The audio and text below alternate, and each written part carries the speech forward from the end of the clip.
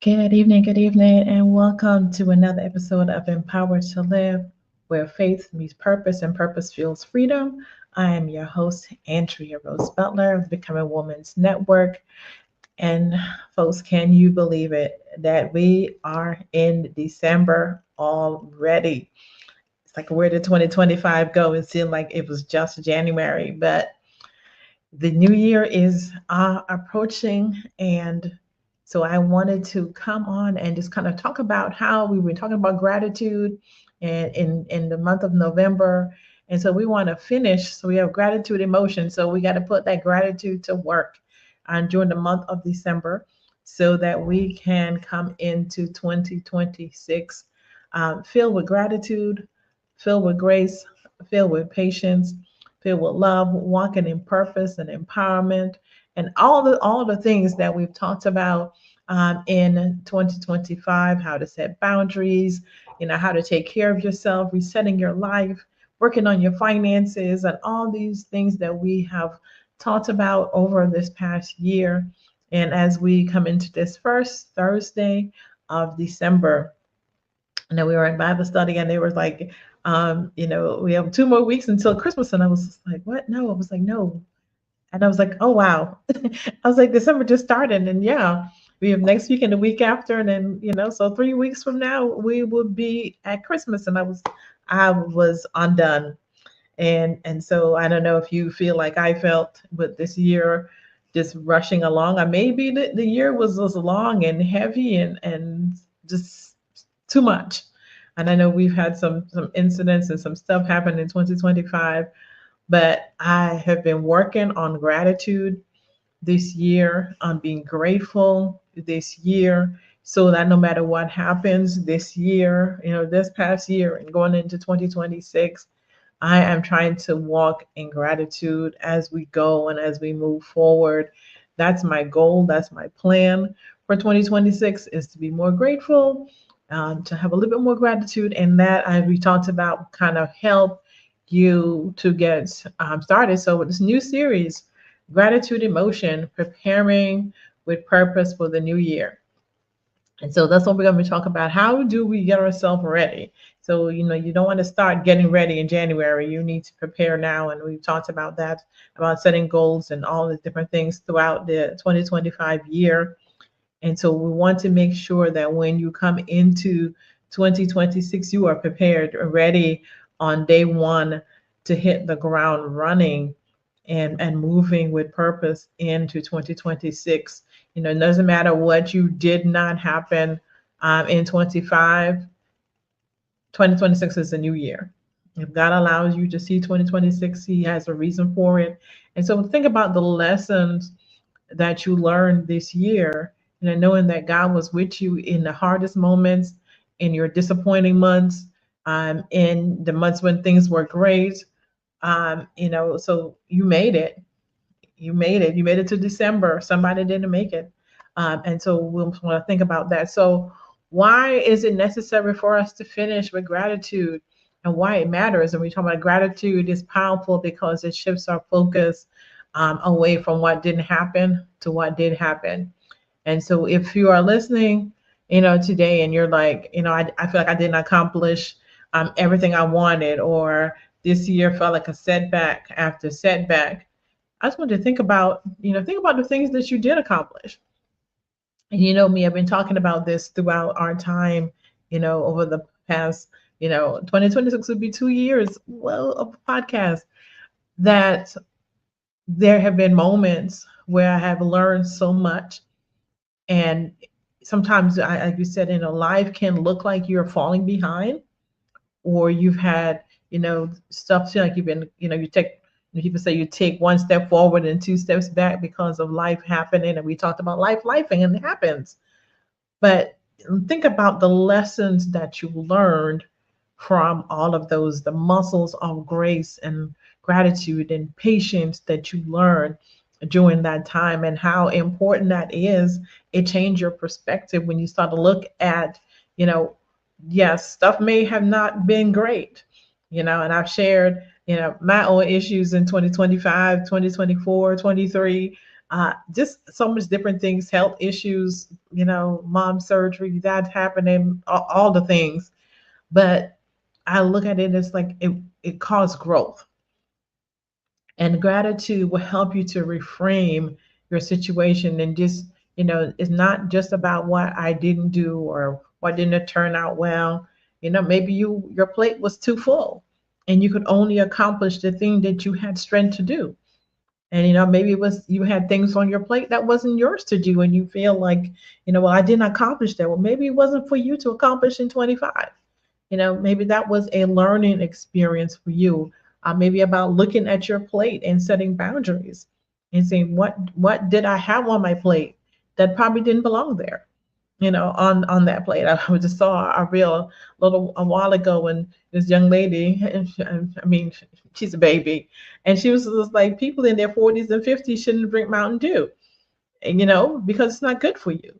And sometimes we have stuff on our plate that we have on our plate that we should not have on that plate. We should not be consuming it. We should not have taken that on. And so we can go back and look at those boundaries. And maybe for you in this gratitude space, and God, thank you that I didn't accomplish this because it maybe wasn't a part of God's plan for your life. And so remember, we talk about gratitude being a discipline.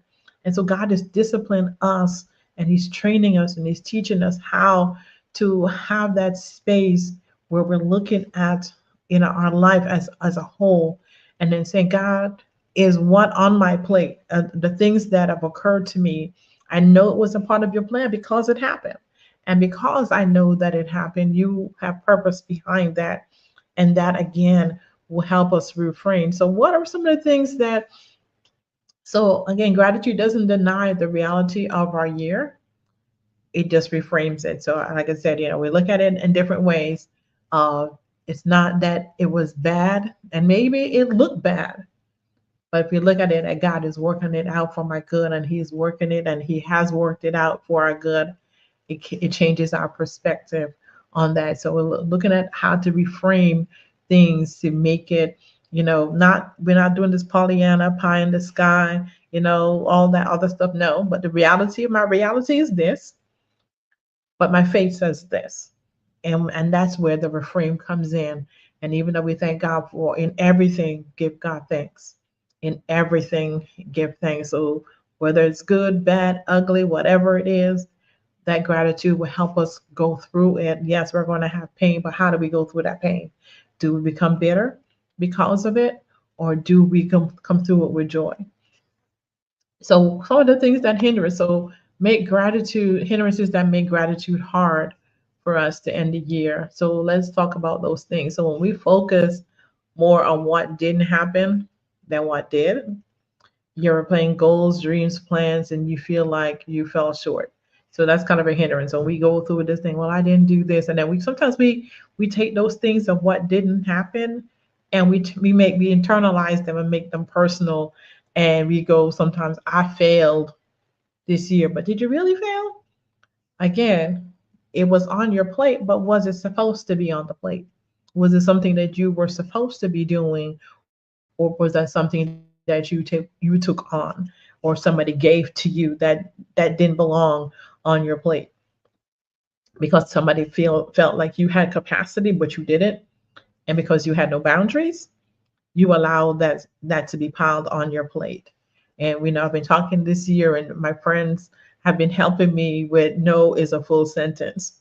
You don't have to explain, you don't have to go through any of those things. No is a full sentence. And so if you know you don't have capacity, no, you don't have to explain. I don't have the time. I don't know. And no is protection for you, is not selfish.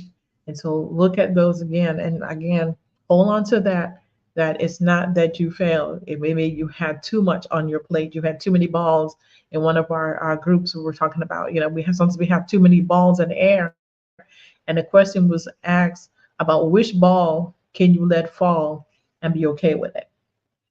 And I was just like, wow, because sometimes I'll be juggling stuff and I'm like, okay, what can I let go of that I'm okay with and still see myself as being successful by letting a ball fall, letting something that I've had up in the air, let it fall. And how we prioritize rest and all those different things. So look at how we reframe that. So sometimes we feel like our year wasn't productive enough, and sometimes we equate our worth again to production. I think we have been programmed to produce and to be productive. And so we look at, we're not, you know, giving out, we didn't do enough widgets. As I, pastor used to say, you're not creating enough stuff. And so we've been conditioned to produce, to be producers, and so when we feel like we're not our input, even at work, how many, I worked in social services. How many cases did you process? How many this did you do? How many case readings did you do? How many? And so it's everything was like production, production, production. And so and we feel overwhelmed, when we have that pressure of I didn't produce enough. So, how can we get out of that production mindset to say, if you did your best, I used to tell my kids this when they were in school, was the C the best that you could do? Do you did everything that you could possibly do? You studied, you did your homework, you asked for help, you did all these things, and you got a C, you can be proud of that C. And sometimes, we have the pressure to get the A and the A plus, when sometimes based on where we are and the tools that we have and just the environment and all this stuff, a C may be the best that you can come up with right now. And give yourself, reward yourself, celebrate the fact that you got a C, because you did everything that you could possibly do and you got that C. Celebrate that C. It's not a failure. So I just want to encourage you with that. If you're struggling right now with that, and you got regret and disappointments as you're coming into December about what you didn't accomplish, I want you to celebrate the things that you did. Celebrate the small wins. Rejoice in the fact that you accomplished something. Even if it's getting out of bed. For some people, that's a win. Just to be able to get up out of the bed, take a shower, get dressed, fix their hair, for some, that's a win. That is a win for somebody, and that's a win for you. You've accomplished something. So the small things and everything, celebrate. Rejoice always. And Paul said it again, and again I say rejoice. Rejoice always. Rejoice in the stuff, the small things, and give yourself credit. So if you don't get anything else out of today, I want you to celebrate and give yourself credit for the things that you did accomplish in this day, in this year, in the past month. You won, and so I hope that you can, um, you know, just internalize that instead of the negative. Comparing ourselves is another issue that we have where we hinder gratitude. We're looking over the fence. And I think I said this last week. Sometimes we can look over the fence at somebody else's yard and wow, their grass is so green. Their grass is always green. And we don't realize they have astroturf down. That's why their grass is always green. You're doing the work, and they took a shortcut and they put astroturf down so they don't have to labor like you're laboring. And so don't work, don't compare yourself to the one to the other, because that is the thief. Comparison is the thief of joy. Again, lessons learned you know in my 50 plus years, comparison is a thief of your joy. When we start looking over that fence and we start comparing and comparing, well, I don't have this and they have this and I have that, and they look good, and look how they're in good shape and they have good, and we start comparing. Don't do it. Don't do it. God made you. We were talking about this in Bible study last night. We were talking about, so I taught Bible study last night, and we're in doing eschatology, which is basically the study of the end times. And I was talking about the four living creatures found in Revelations. And they have the face of a man, one the face of a lion, had one looks like an eagle, and one looks like an ox. But the description says they had eyes in the front, eyes on the back, eyes on their wings, and just picturing and visualizing that. And somebody said they are ugly. and and I said, yes, they are. And I said, if you look at them, if you really think about, they're covered in eyes. And they have a face of a man, the face of a, to look at them, you're like, oh my God, that looks gruesome, with all those eyes covering them. And the thought that came to my mind was, yes, they may appearance may not be pleasing, but their worship was. And God saw their worship just like he sees us. And we may, again, in that comparison state, comparing ourselves to somebody else, and we can say, well, I'm this, and we're not grateful for the body that we have and the body that we're in. I think about myself sometimes, after my mastectomy, looking in the mirror, I'm just like, people, don't you see, I don't look in the mirror. And when I do, I just say, God, thank you for the scars, because the scar says I'm still alive. The scars remind me, and I'm not sure who sings that the song. She says the scars make you beautiful. And so when we look at ourselves and we look at our lives and we see the scars and we look at how sometimes we say, well, oh, my life is not beautiful. It's not this, it's not that. And we forget about the things that we have. A reminder, and I think I said this last week, that somebody's looking at your life and wishing they had your life while you're looking at somebody else's life, wishing you had their lives. And that old song that says, I once, complained that I had no shoes, but then I saw a man who had no feet to use. And so when we comparison will help us. So how do we overcome these gratitude blockers? How do we get back in that mind? So again, reframe disappointment into discovery. Instead of asking why didn't this happen? Ask, what's this season teaching me? What did I learn? What did I learn in 2025 that I can take into 2026? Again, kind of look back, write down some of the things that occurred that you thought were difficult seasons for you in 2025, and said, okay, God, what lessons were you trying to teach me? And how can I take those into 2026? And make it something beautiful that will honor you and bring glory to your name. And how can I use these things? Because God is teaching us. He's always working, and He's always lessons for us. And we just have to be reminded of that. I think sometimes we forget that. Thinking to myself too. And sometimes we forget. I forget that in hard seasons that God is teaching me something, and I need to be grateful for the lessons that I'm learning, even though I don't like it, and I don't like tests. And so, how do I recognize what's happening? So recognize, again, we're talking about recognizing the unexpected blessings, that some of God's greatest gifts are the ones we didn't pray for but absolutely needed.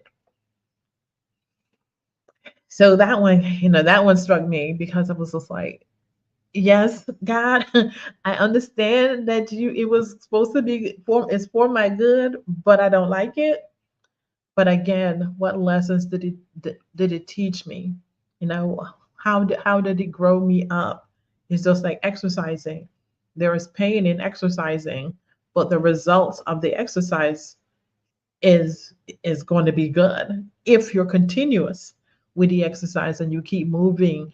Then after a while, and you build that muscle up, then you have you go to that next level, and then you have to add more weight to it. You may start off with those 5 pound weights, and then you go to 10, then you go to 50. And at every level, there is a level of difficulty, there's a level of stretching that takes place. But it's a blessing, because you can look, first you couldn't lift a pound, then you can lift 5, then you can lift 10, then you can lift 15. And all of those levels, all of those development stages comes with its level of pain, it's a level of stretching, and this level of difficulties, but it's teaching you. You are growing from those. Again, so stop measuring your year by productivity. Or I said, this year, we've been programmed to produce, to be producers.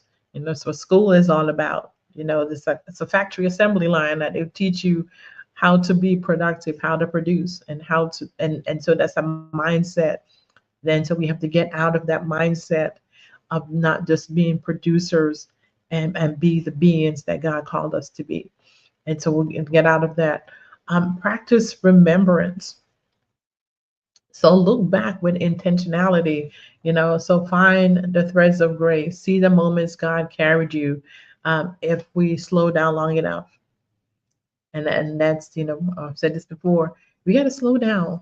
And then when we slow down, we take a look, and this is why reflection is so important for us to sometimes stop when the middle of when we start going down this rabbit hole of maybe negativity, or having those pity party. We're feeling sorry for ourselves as we look back, and as we start comparing ourselves to others. Start remembering, what did I accomplish this year? What did I accomplish this morning? What did I do today? Because sometimes we can look, and we can be busy, and we can do a lot. And then we get to the end of the day, and maybe our to-do list isn't quite done. And we say, I didn't do anything today. But if you actually look, like, because unexpected things happen in our lives. And so sometimes it may take us off course. But when we focus in on, even though I went off course, what did I accomplish? What did I do today? And I am productive. And I'm going to celebrate that productivity. So, gratitude, when you start being grateful and showing gratitude, and you start thinking about what you actually done, it makes a whole much difference. So, like, Lord, thank you that I didn't get everything done that I wanted to get done today, but Lord, thank you. I got up this morning, and I was like, I need to do this, I need to do that. I told you guys I'm in school, and so I'm in a dual degree program right now. So I got homework in two classes. Uh, I'm teaching Bible study. We teach Sunday school. We're getting ready for our her table next weekend. So what we're making gift baskets, and we're having to shop, and trying to promote, and try to do this, and try to do that, and try to do sleep. And got to get, make sure that I stay focused, because I mean, to be praying and reading my Bible, and all these different, and so the list can go on and on and on and on.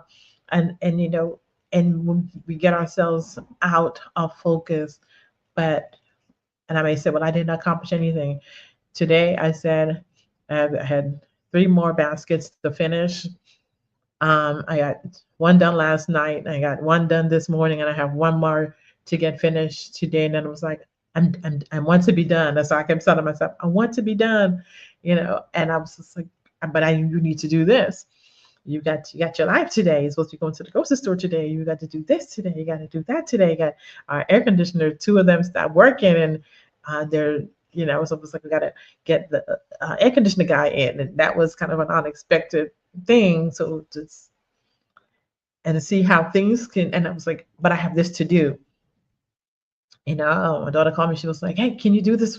Can you do this? Can you help me with this? Can you go look at this?" Again, it took me out of, but I've accomplished stuff today. May not be everything I wanted to accomplish today, but some stuff got done today, and I'm just like, so I'm super excited. So I'm like, yay, for what I have done. I don't have to take pictures and post them. Well, I will take pictures and post some of them, especially when we record the event next Saturday. You'll see all the hard work that I've put in and to getting this thing together. And so, pray for us that the people of Cholula, as well as the expat ladies that are coming. This was turned out to be a bigger event than our July um, event, and people word has spread, and so now it's going to be bigger than it was, and you know finances were there. So again, we can compare, but God is still good in how He is moving, how He's blessing, and what He is doing. So just to help you get through this, we've got a journal prompt for those writers. Again, so take a moment to write 5 things that God showed you in 2025. What lessons, big or small, what did He show you? How did He provide for you? How did He protect you? What lessons did He teach you? How did He strengthen you? Maybe He placed some new people in your life. And so let gratitude shine through in that. And when you begin to write, you'll be surprised to see how God show up. And I think when we just focus and we don't actually sit down and kind of write that out, and we kind of like, okay, God, how did you show up for me in 2025? What did you do? You know, and then when we see it on paper, we're like, my God, you did awesome. and I need to be grateful for that. And then our challenge for the week, yay for challenges. So I want you to take this time to create a gratitude list. So write down 25 things from 2025 that you are grateful for. And at our event next week, that's something that was in my spirit as well for the ladies to share, something that they're grateful for this year, a lesson that they learned this year. And so those are kind of two of the things that, as I was thinking about preparing for this and preparing for that event, that's what the Lord has been dealing with my heart with is about gratitude and being grateful. And I'm even starting to even signing things now when I sign my emails or, I'm like with gratitude. When I'm responding to messages in Messenger, I'm like with gratitude. And I think when we start beginning to speak that everything that I do now is going to be with gratitude. And I shared about my book that just came out last month or October actually, but Thanksgiving, not just a holiday, and how to transform our day with gratitude. That's available on Amazon. If you guys want to get a copy to help you in 2026 to make sure that you're walking through 2026 or even finishing out 2025 with gratitude, grab a copy out there on Amazon and help to finish your year with gratitude. So whether you write that vision down, so 25 things, and when you sit down, and I'm gonna do that. I'm gonna take the challenge myself, and maybe we'll talk about that next week about what are 25 things that so far that I can thank God for, that I'm grateful to God that He has done for me in 2025. And if you want to share some of those things, you can send me a message. You can reach out to me on Facebook, Instagram, LinkedIn, or send me a message on our website. What are some of the things that you are grateful for 2025 that God has shown you, that He has taught you, that you can let you learn from. So that is my challenge to you. And I appreciate you all joining me for another episode of Empowered to Live. I will see you next week. So keep walking in faith and in gratitude and fulfilling the purpose that God has called you to do. Have a wonderful night. Bye bye.